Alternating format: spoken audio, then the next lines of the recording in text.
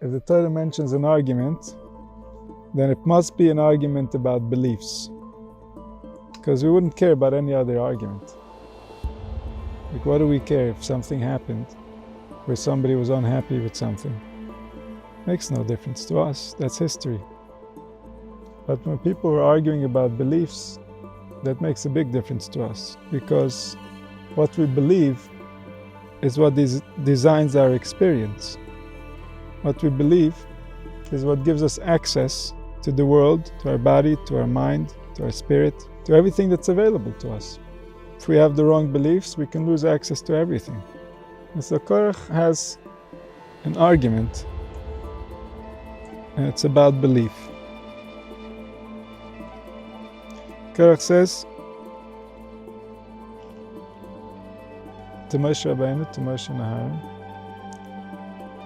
who gives you the right to come and rule over the people, to make decisions, to decide who's going to serve in what positions?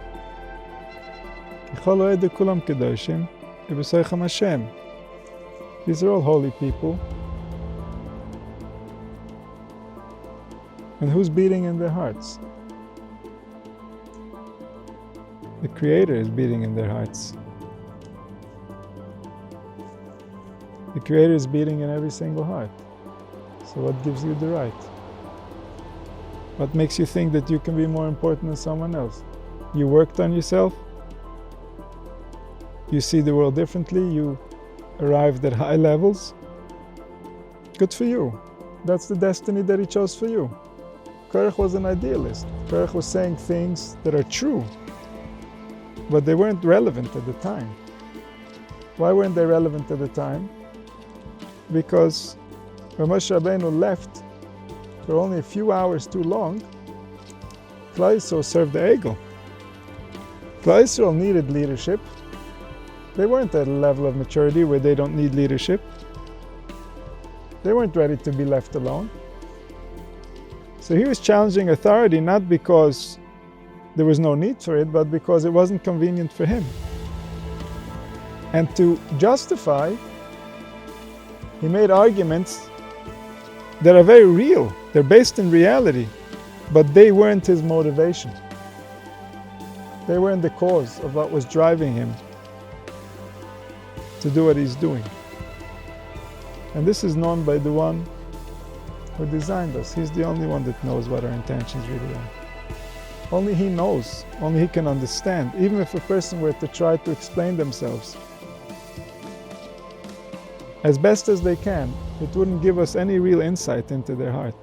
The heart can only be known by the one who dwells in that heart.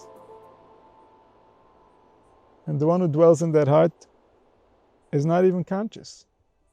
It's beyond consciousness. Consciousness is what dwells in the brain. What dwells in the heart is what's driving consciousness. It's the reason why we think what we think and we do what we do. And that can only be known by the one who designed the hearts. There are potentials in us that weren't available to them. They were much earlier in the game. We were a much more advanced model. But the information they had access to, the knowledge of how reality works that they had within their instincts, they knew intuitively. That's something that we have to rediscover.